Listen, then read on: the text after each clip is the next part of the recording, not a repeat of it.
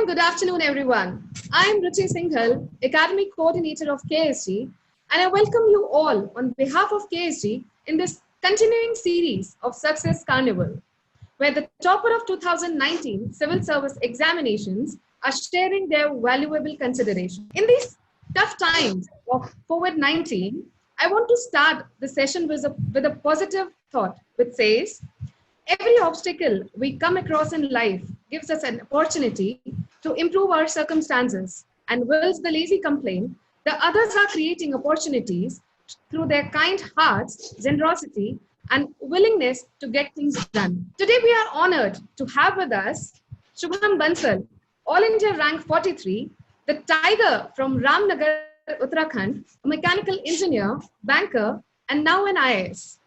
Also our second guest, Dr. Darpan Aluwalia, All India Rank 80 medical professional from the very planned city, Chandigarh. First of all, congratulations to both of you for this marvelous feat.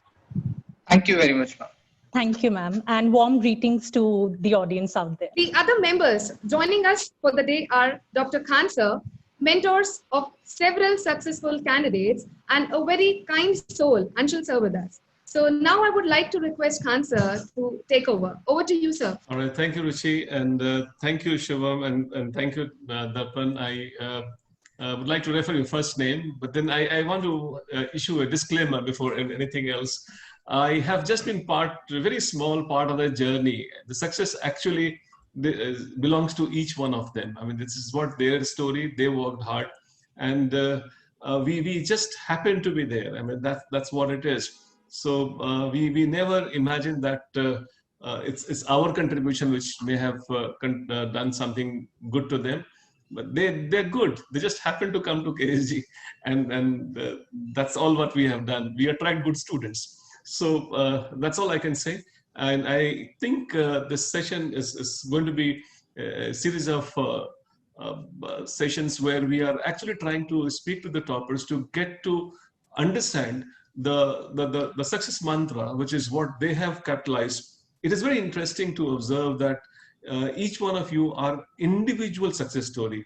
So a lot of you have got common issues that you have common approach towards things, but I have come to know that there is a very, very unique strategy which each one of you have got. So what is this unique thing which works in your case is what we are very, very keen on learning. And then coming from diverse background, as two of you here are, and then you have got a success story written. So this is what is going to be learning for our audience, which includes me also, and KSG also. We are also downloading the latest version of Success, and then so that we can use it for the future aspirants. So this is how I am going to be basically looking forward to listening to each and every single word that you both are going to speak on the issue, and Mr. Anshul is going to really get those threads through which we can possibly expect other students to be making good use of. I think I would like you to get back to you as soon as possible so that I have more of your time that you have actually given us. Thank you very much for agreeing to come to this platform. Back to you, Ruchi. Thank you, sir. Thank you so much, sir, for your kind words. Now, I would like to request Anshul, sir, to carry on the discussion with our toppers today. Over to you, Anshul, sir. Thank you so much, Ruchi ma'am. First of all, I want to congratulate both the toppers, achievers, Shubham ji and Darpan ji, and Khan sir, for providing me an opportunity to interact and not only update himself, but me also. Because these are the toppers, what works for them. I'm also going to jot down the things. And I will also try to transmit those pearls of wisdom to my students, that these are the things, if you apply, they may work for you. We all know that there are 180 posts for IAS this year, and I think there may be 180 ways to reach to the IAS. So we'll try to identify those two ways which work for Shubham ji and Darpan ji. And in this process, what I'm doing is I have certain questions from the audience who are listening you live. And there are certain questions which is, hitting my mind, that what worked for you, because as I read about you all, that you both, that Shubham ji, this is your third attempt, and Darpan ji, this is your second attempt.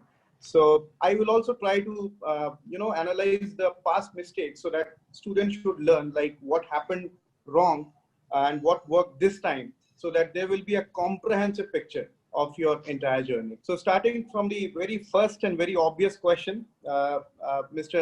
Shubhamji, how do you know that on 4th of August, who broke this news to you that, hey, you are there in the list? Sir, I got a message from the office that the results have come out and tried to check it out. When I checked it, I saw my name on the 43rd and I couldn't believe it. I checked my roll number twice. So that was that, and called my father. So, yes. Okay, so did you just check from top first page or like control F? What was your strategy? Sir, I tried to search from the bottom so that even if name does not pop up, there will be some hope ki abhi aayega, it will come. And then I couldn't have such patience, so I control plus F. And I saw my name but didn't see the rank. तो चलो ठीक है, नाम है list में, इतना पता था. Then when I did it again, तब I saw my rank. Okay. Now, what was your reaction, Darpan? How the news broke out to you? Well, sir, during that time when the result was released, I was actually preparing for the next prelims because I was ready for each and every eventuality that would come my way. So, but there are various speculation groups which I had joined. So my phone started pinging when the result came out. So I saw my name and I just searched for my name because I knew if it isn't there, then just go back to studies. Nothing doing, nothing thinking, but with the grace of God and with the other mentors around me, I could make it. And I think your hard work also paved the way. Now, my second question to Shubhamji, when you make up your mind to go for civil services, as you are a mechanical engineer and I read that you are a banker working with some bank in Kanpur. So when this thing come in your mind, okay, now I'm going to drove my life this way? Sir, the thought has been around for quite some time. Even to say childhood would not be wrong, but that is not so concrete. The real thought came in the first year of college, and I eventually started working on it in the latter years of my college, particularly the fourth year, which was 2016. So it has been 4 years now. So Darpan, when you made the decision to change your profession from medical to civil servant? Sir, I wouldn't really say that it's the change of profession, because I think in medical field, you are at the closest level you can be to the patients, not just in the terms of physically treating their diseases, but also emotionally. So I'd rather use the term extend the platform from medical science to civil services rather than change the platform. And coming back to the original question, during my MBBS days, I wanted to be a surgeon. But later during my internship, I realized that perhaps instead of just having the access to the tertiary healthcare, I would want to work on the other determinants of healthcare as well. Plus, this gave me encouragement to study for it. But further, the actual impetus came from when I joined the non-government sector. So there, I believe that with I had very limited resources and authority. So I thought that if I put the same effort in, say, being a civil servant, then I can contribute much more. So that was where the actual seed germinated from my experience in NGOs. So very well narrated by you, extension of career. I mean, you are adding more appendices to your goal or your aim. Okay, fine. Now we are, in this interview, we are going to move in a way that the UPSC demands, like prelims, mains and interview. This way, how and what worked for you. So the first and the prime thing, which is the preliminary examination, which is, I think, the most difficult for many students, because the number of people appearing for the examination, the sort of competition is too much. So what was your, because you have cleared prelims both the times, and this is, I think, your second attempt. You reached last year also till interview, but unfortunately you missed the bus by a few marks. So what worked for you for clearing two prelims consecutively? So in prelims last year also, I cleared it with a very comfortable margin. I was around 15 to 17 marks above the required qualification. But I think in prelims revision and the concept of using the hyperlinks. So I had a very comprehensive approach to study. For example, if I could give you the example of Kaziranga. So when I'm reading about Kaziranga, it's not just about that. It's also about mini Kaziranga, that is Pobitoda. Then it is also about the one-horned rhino concentration, density, census, the program. So having a very comprehensive overview of the topic would help on the D-Day, especially when you are writing the exam under stressful condition. So that was my approach, and revision again and again. And mock tests, of course, nobody can discount their value as well. So what is your take on this, Shubhamji, about the prelims? Because I think the second prelim was like a nightmare for you. It didn't work for you. So what was the mistake you want to share with the aspirants, or like what worked this time for you or for the first attempt? Yes, it was a nightmare. In my first attempt, I reached the interview stage, but the second time I couldn't clear prelims. This time around, I was scoring a comfortable approximately 130 marks. So I increased my marks by 30 marks. So what worked for me this time, I had very intense and comprehensive revision, as Darpan said, in a very comprehensive manner. The revision kept on going. Even mock tests, they have a very good value, and I tried to interlink the topics, for example in environment, for science and technology, in defense and IR, so that all peripheral topics were covered in an MCQ format. This was my focus this time. So there are many reports and indices which are appearing in the newspaper, and UPSC is keen on asking about them, not about the ranking, but suppose World Happiness Index, which institute gives this report. So there are multiple ones. So how you manage, because since you are scoring very good, and as I saw the cutoff was mere 98 marks, and you are exceeded like 30 marks higher than that. So how you compile, do you compile notes specifically for that, or relied on something else, or only newspapers are the savior for you? Sir, I was actually very scared of the preliminary stage this time. So I was intent upon doing everything I could. I made a list of 100 such indices. And similarly, I made a list of 200 say, government initiatives in such a manner, and I kept on revising them 4 or 5 times. The same went on for space missions of different countries and all those, suppose 50 missions. I remembered all the national parks, biosphere reserves, everything, all UNESCO sites in India, all those, and kept on linking with each other, which of them is present in one list and not the other, and such manner. So I made extensive notes. I did not rely on books per se. I just converted it to my language often.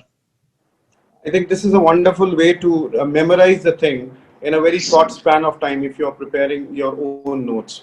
Apart from this, because you are working with some bank, and are you really working during preparation days, or you took leave? I just want to know this thing. I was actually undergoing my training at the Reserve Bank of India, so I could not get any leaves. I joined 2 months before the mains examination.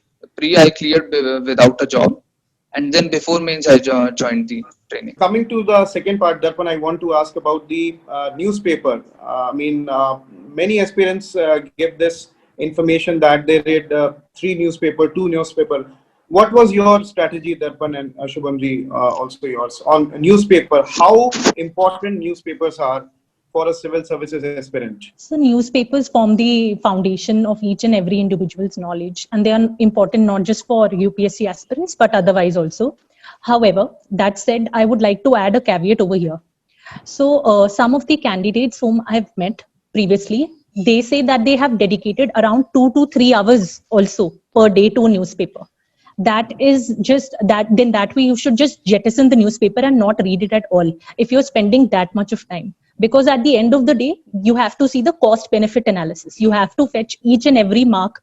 It matters whether you come into the list, service, cadre, and everything. So I would say that one should spend around 45 minutes onto the newspaper and current affairs. And then adding on to the newspaper and the current affairs would be Government of India websites like PIB. So that was my approach to the newspaper, and reading only what is relevant to UPSC syllabus. That is a very smart approach, Darpan, I must say, because devoting 3 hours on newspaper, that means you are losing out some other aspects, which is going to cost you in the examination. So apart from hard work, I think smart work is also required. Now, coming to the second section, in prelims also, I want to ask one thing, that there is a proper questions which are asking about the maps, the position of certain areas which are popping up in the news. So do you prepare something extraordinarily, this thing for map, for sort of like if Red Sea is in news, so there may be certain cities which are in news. So do you prepare for maps specifically, or like it is on your NCERT or your knowledge of the geography help you in that map wala questions? So I really think in this UPSC journey, my stress buster, my best friend has been the Atlas only. So every day before sleeping, I used to devote around 10 to 15 minutes to the atlas.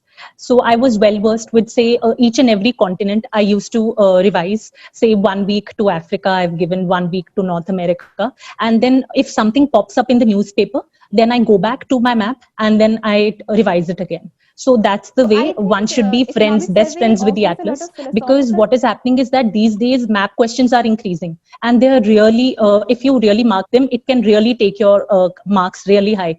And so I think atlas every day 10 to 15 minutes is welcome. I think it's a very welcome step to the aspirants who are listening, that giving certain time to the atlas, even at the time when you're about to lay down on the bed, like 10 to 15 minutes you can spare for atlas, and it will give you, I think, 10 to 15 additional marks.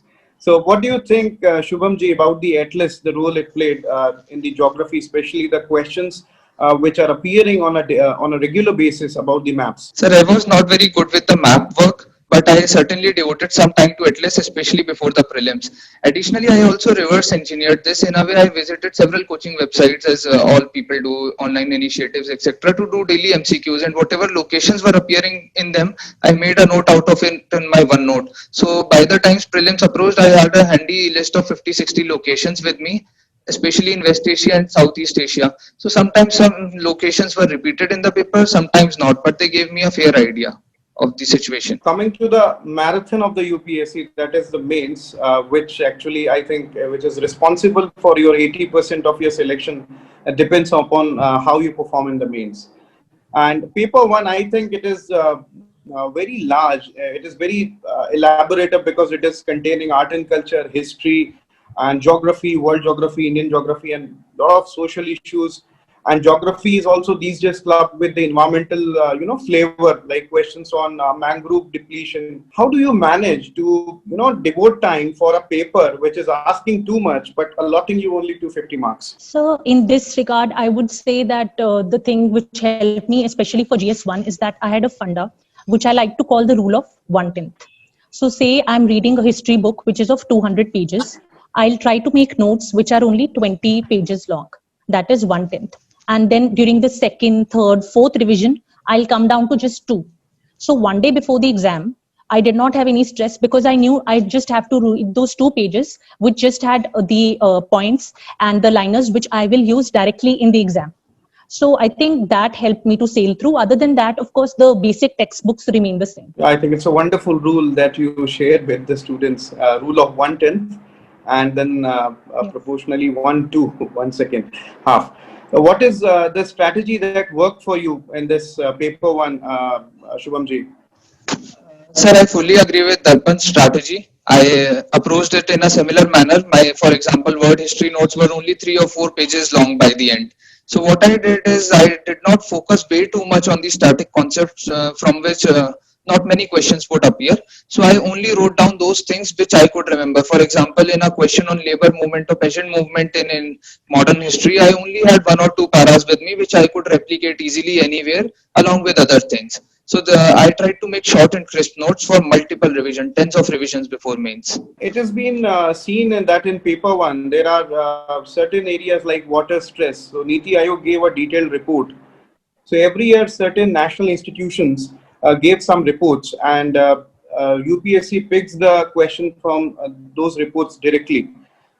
So did you read those reports entirely, or like you have prepared something as per the demand of the question, so that certain keywords which are used in those reports, you have used it? How you prepared, because there is a paucity of time. So what was your strategy about the reports which the national institutions, like National Health Family Survey, it comes on a periodic basis with some facts which are really very starting to see, like infant mortality rates are going down in country or picking up somewhere. So what was your approach towards these questions, Shubhamji? Sir, I did not read any of these reports. However, I searched for their key points online. For example, NFHS 4 is extensively used in population geography, and even in GS1 topics. So I only looked for key recommendations and the data points because I don't think I could have remembered the entire report or even the crux of it if I had to. How did you manage, Darpan, to read the reports or like the compilations for those reports? So actually my background is that of a medico. So I don't like to read synopsis and all. So I used to download them from their official website itself, but not the whole. I didn't read the whole report because that would be just a waste of time. I used to focus on the executive summary. Secondly, the various diagrams and the timelines. So I think if everybody reads the same material, then we would not be able to add the streak of innovation to the paper. So for me, having diagrams and timelines, it really worked wonders. For example, chemical disasters are in news. So when we open their guidelines, there will be a timeline given of the previous examples of the chemical disasters. So say one gives a definition. After that, we can always draw the timeline.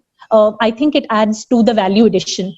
And telemedicine in the times of the pandemic. So telemedicine guidelines have been given by Niti Aayog. So I read them and just had an A4 sheet paper and noted all the timelines along with the diagrams in that itself. So instead of reading or making multiple notes, I just had one page, one glance, and that is enough. I think it helped you in revision also. Yes. And apart from this, there is a section which is geography. Like there is a question, if I remember, it is on ocean currents. So did you did you make some maps also related to ocean current? Because the question of ocean current was on the, if I remember correctly, on the some marine life coastal environment, how ocean currents and water masses are disturbing or helping. And they asked certain examples, and it's a, I think, 250-word question, if I'm not wrong. So making the diagrams, especially the questions which is relating you with geography, which is asking you to interlink geography and environment, would help you, or did you make the diagrams in the copy, or like you only wrote the simple answers? So coming to the ocean current question, I think it's important both from prelims and mains point of view. So it depends upon the time we have in actual condition. If one has time, then one can hastily draw the whole world map and draw the ocean currents. But I think as far as I remember, what I did was, like, I wrote one point about fishing banks. So I drew all the ocean currents around Japan. So that way one can save on time and also add diagrams to the answer. So diagrams in geography are very important. What is your view on this, Shubhamji, about the usage of diagram?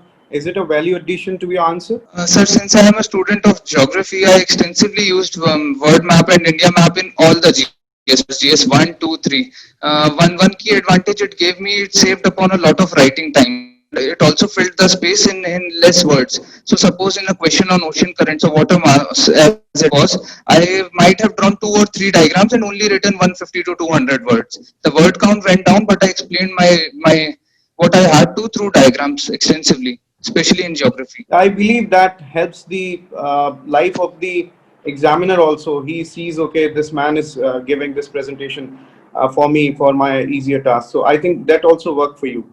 Now coming to paper 2, which is a very, legalized paper. The question they are asking about the polity, constitution, Panchayati Raj institutions, IR, diaspora, it's a big thing. So there are certain questions which are based on the like the principle of checks and balances. They have the doctrine of separation of power.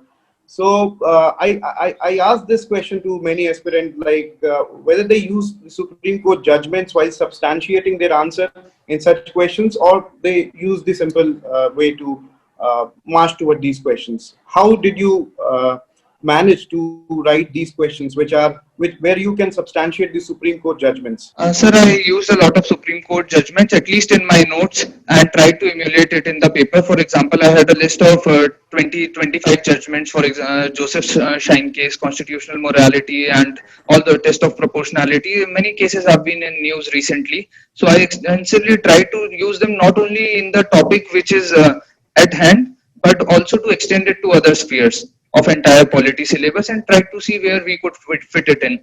I similarly did it with several constitutional articles to the extent that I became well versed with usage of them in exam-like conditions. So did you also use articles and Supreme Court judgments, Darpan, while addressing the questions of paper 2?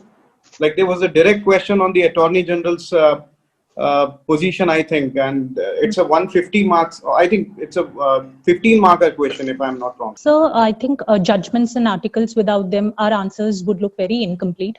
So during my notes itself, like if there is any important topic which has been in the news, I will write the article next to it. and I will write 2 to 3 judgments, which I can always fix into my answer and make this into just a paragraph. Because Attorney General we have already read for prelims.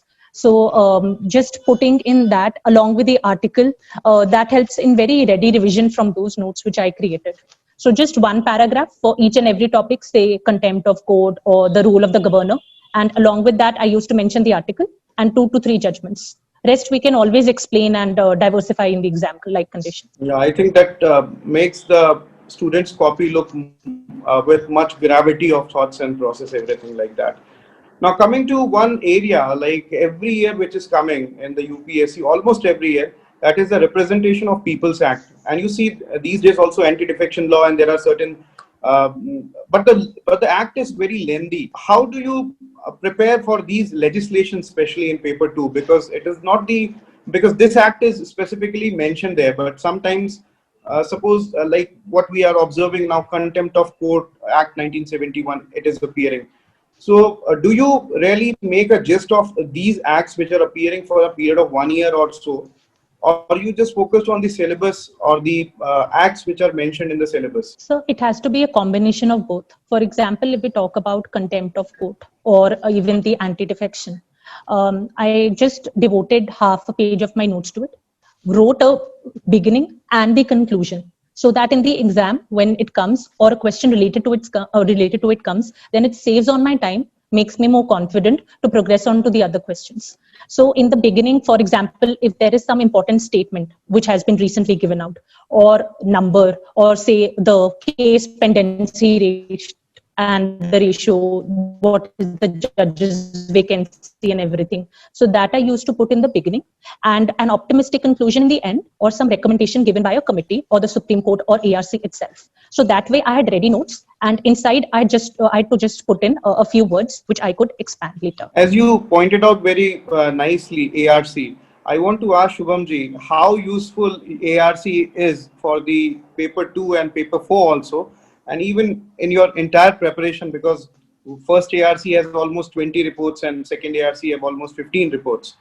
So did you specifically went through all the reports, or just summarize them, like which you can use in your answer writing? Because it's a very large reports if you read. Sir, I never had time to read the reports or even the summaries, but I tried to borrow recommendations from them extensively. For example, even no matter what topic I was studying, be it political reforms or role of governor, defection, and a lot of those, everything had a ARC recommendation at the end, even if it was 1 or 2 recommendation, but I tried to use them a lot. Yeah, I think it's a great thing that you are using it, because people have invested a lot of time and energy in identifying the problems and the remedies for those problems. And if you are quoting the ARC, then it will definitely help you. Now, there was a question last year also. I think it is related to some UNESCO anti-Israel bias, something was there. So sometimes these questions are like a bouncer to the students, because many a time the institutions, which there is a separate section of institution in paper 2 of global nature. Suppose we are witnessing problem with the WHO these year, like some countries are putting allegations on WHO. So should an aspirant note down the institutions, or look on those institutions which are on news, or look after because there is a long list of institutions? What is your advice to the aspirants about the taking, because every year they're asking a question on institutions? Sir, if we see in news, at least 10 to 20 organizations or institutions are perennial in this way. So I think it would be good to make notes on all these, a small paragraph, maybe 5-6 points related to each, some news, some conclusion, what are the problems, just basic keywords which can be expanded in the answer as the need is. What do you think on this, Darpan? International organizations related questions which are perennial in nature? I think if we keep on making notes and in the end we are not able to revise them, it will just be a waste of time and effort. So I think sticking to the important organizations which have been in news recently, it would be better. Other than that, if some googly comes up in the paper, for example, not only for organization, there was a question for Cyberdome as well. So one can write around the topic, because for these organizations also we have some knowledge. Even if we do not have the specific knowledge of the question, of the exact question, we can always write something. So I think that should be the approach. Now coming to paper 3, that is like the economic development and questions on agriculture. So last year, I think there was a question on the contributions of Vishwesaraya ji and MS Swaminathan ji. How do you manage to do agriculture related questions? Because UPSC is keen on asking questions. I think 3 to 4 questions sometimes they put up directly or indirectly or related to agricultural activities. So with respect to the personalities, one can never be 100% ready. With respect to these two, I wrote what I knew out of my prelims knowledge and then further elaborated on it because we know their arenas of where they have worked. So I simply elaborated on them. And coming to the agriculture part, the static part remains there. And with respect to the current, I used a lot of reports. And other than that, I read a lot of non-fiction. So I have read I have added the value addition points from those non-fiction books, say books by Abhijit Banerjee and the like. Now, Shubhamji, I want to ask you that there are certain questions which are directly fact-based, like the questions related to GST, or there is a question on the GDP growth and its impact on the inflation in the Indian economy. So do you think usages of facts of the taking up from the Economic Survey of India will be helpful rather than only writing the conceptual things? So I think facts and data has a great value for, especially for GS3 and the economics based things, especially since due to my more affection towards these topics, I extensively learned data related to economy, to agriculture, and all the topics of GS3 and use them. Sometimes my answers are 2 or 3 data points in them. So I certainly would say it would add a huge benefit to answers if one could.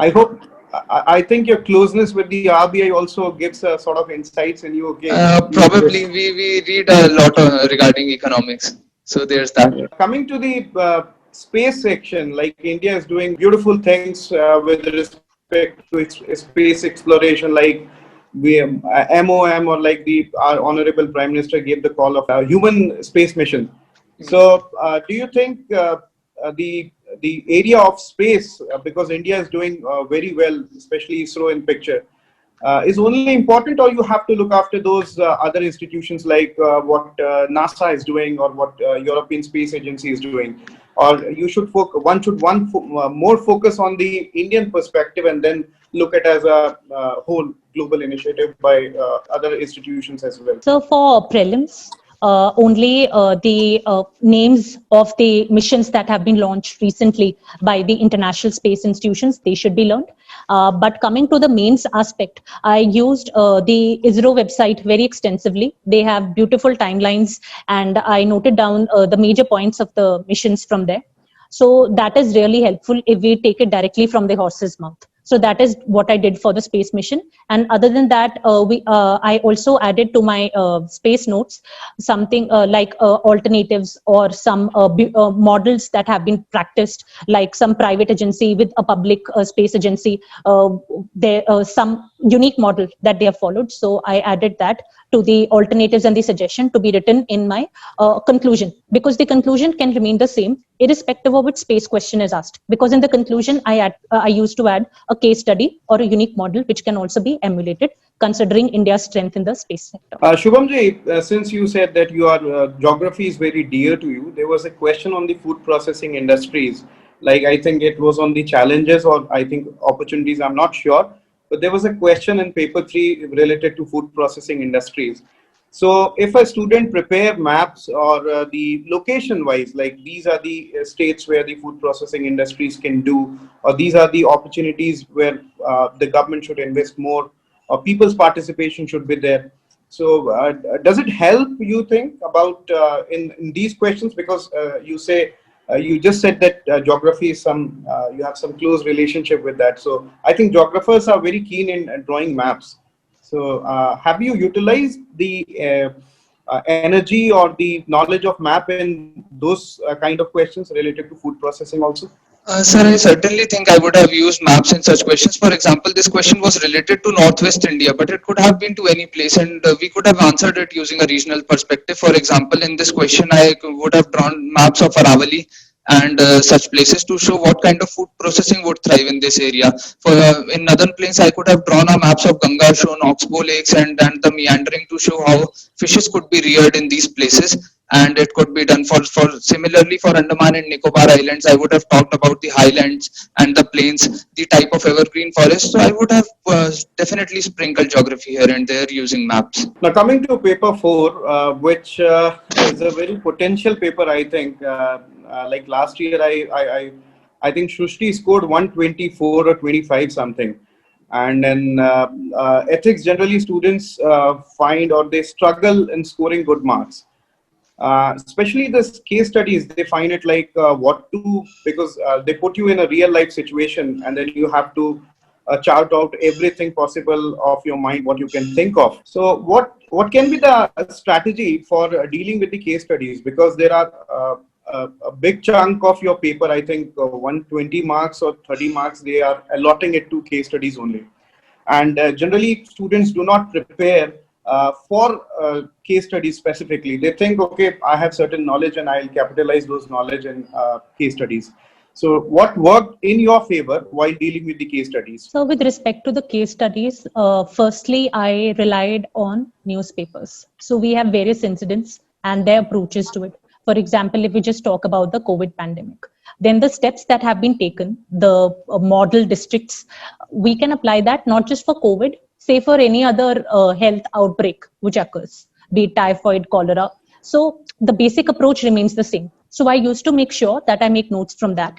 Secondly, having a chronology, and that comes from practice of the case studies. So I practiced a few case studies online, and I made the correct take a couple of seconds. One should not jump to the case studies, although they are lengthy. But I would suggest taking a couple of seconds, having a mental mind map, so that you write all the points in the chronological order. Thirdly, what I did was that I like to sprinkle my ethics paper, not with the usual examples, but with very unique examples and their models. For this, I referred to Niti Ayog's, there is a beautiful compendium of the case studies across the states and union territories of India. The PDF is available on Niti Ayog website. Secondly, I also followed other websites like the Better India. So the Better India captures the unique models that have been going on around the country, be it the women or children education, what one has done. So I used these online sources extensively for ethics and tried to make my answers a bit different with respect to the examples which I usually cited in the exam. How you performed or you wrote for case studies, Shubhamji?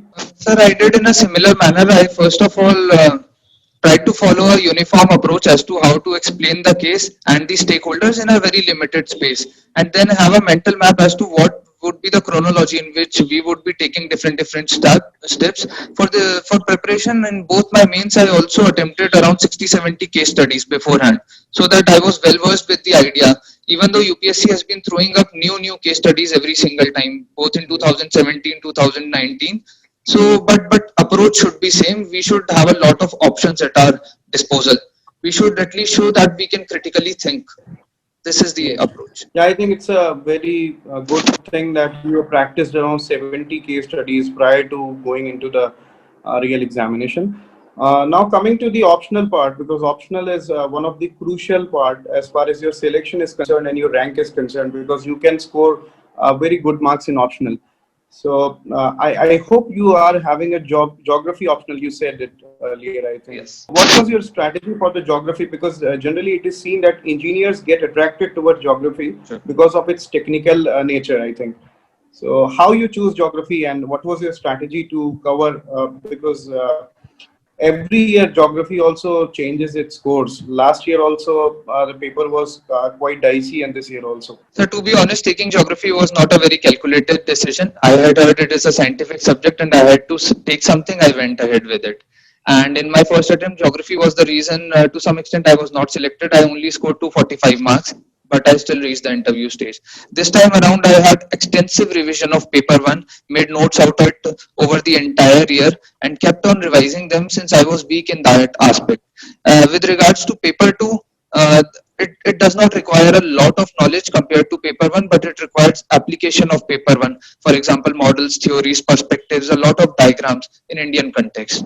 But there is no substitute to hard work and grit in paper one. Now, in your case, Darpan, I read that you have taken medical science because you are a doctor. And many students comes to me, they are in a situation of analyzing to choose the optional. And there are many doctors who says like, sir, I'm confused between anthropology and medical sciences.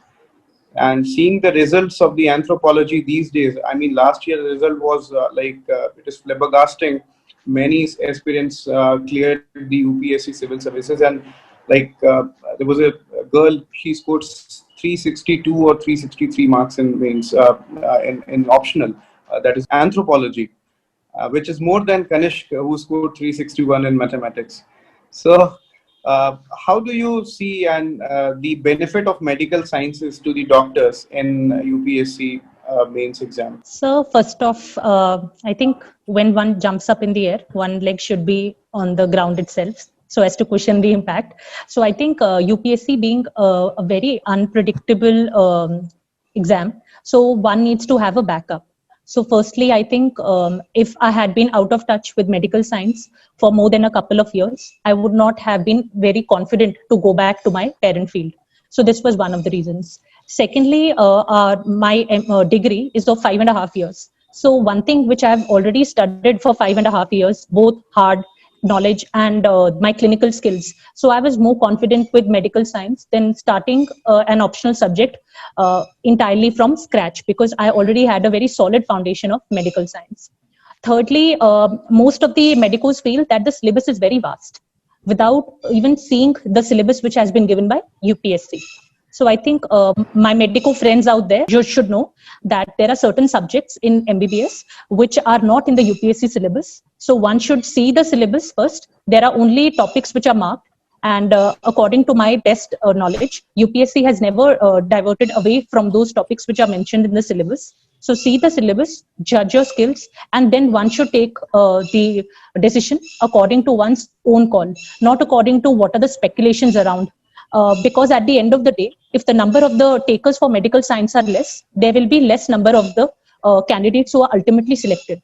At the end of the day, it is just about numbers. If already 50 students are there, then of course the percentage tends to be greater. If there are only 5 students of medical science, so proportionately the percentage will come down. So one should not listen to speculations or naysayers. Trust yourself and take medical science. I think interest is of the foremost thing if you are picking up any subject. If your interest is not there, you're not going to devote that extra hour or extra mile to reach out. Now, the last thing, that is the interview, the personality test. So how was your experience? Who was your board member? What type of questions they asked you, Darpan? When was your interview? So my interview was fortunately before the pandemic took over the country. It was on 23rd of Feb. And I was with the Air Marshal Bhonsle sir's boat, and it was indeed a very cordial one. So I think the personality test stage is like the honeymoon stage of the whole UPSC journey. So I used to enjoy it a lot. And coming to the what questions and how the experience was, I had a very holistic interview, as in questions were asked to me from science and tech, medical ethics, human relations, and from international relations also. And other than that, I think one should mention in the DAF whatever one is comfortable with, because if you spice up, you can really spice up your interview with personal examples. Like you cannot lead the interview, but if there is something which really pikes his or her interest, then you will get brownie points because you'll be able to explain it better. So for example, in my case, I was working with an NGO. So we talked, which is related to women. So we talked a lot on women empowerment, equity, and I was able to give very superb examples, which I think would have really increased the marks of my PT this time. Did they ask questions related to COVID, because you are a doctor, related to coronavirus? They asked some questions. Is it figuring out in your interview or not? So during that time, it was before the last week of Feb as well. So during that time, I wasn't asked any questions, but around medical science yet. Yes, but okay. Not particularly to COVID. So there was no direct question related to coronavirus. Okay, fine. So what about you, Shubhamji? When was your interview scheduled? And it is prior to COVID, or after this last patch of July? My interview was prior to COVID on February 19th with Sujata Mehta Madam's board. And it was a very cordial interview. The interview was on somewhat expected lines. I had a lot of questions related to Reserve Bank of India operations functions and all the related news. And also there's convergence of geography and Uttarakhand. So a lot of questions were asked regarding it. But there were some bouncers as well. For example, we had detailed discussions on startups. I do not know where it came from, but we had a discussion. They also asked me a lot on my hobbies, movies, football, all those things. So I think if one is true in their DAF and they know themselves well, it can give a huge benefit. That is all there to it. Sometimes the board is unpredictable, like you said, on startups, and it happens. Is there any question related to Corbett National Park or the Himalayan ecosystem? Because since you are from Ramnagar, the entry point to Corbett National Park. I had a lot of these questions on wildlife conservation, even the tree conservation and Uttarakhand floods. So we had a lot of questions, and I also tried to give personal examples from my own city, from not on a broad level, but even micro examples, which at least show that I am observant. I can observe things, and from my personal life. So I had no trouble defending them. So I think I'm done with my sort of interview, and I'm very glad to learn a lot of things from both of you. And you both are very immaculate with your knowledge, and thank you, Darpan, and thank you, Shubhamji, and I must congratulate you for your future endeavors for the country. And country is lucky enough to getting the most beautiful minds for policy implementation, and congratulations, best of luck and best wishes from my side to both of you.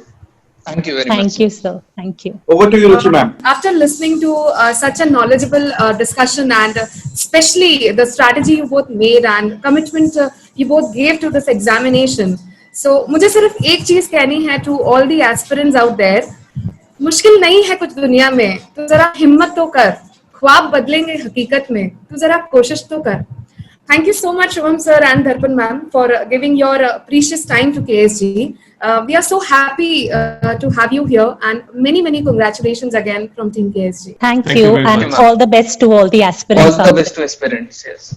Thank you. Thank you.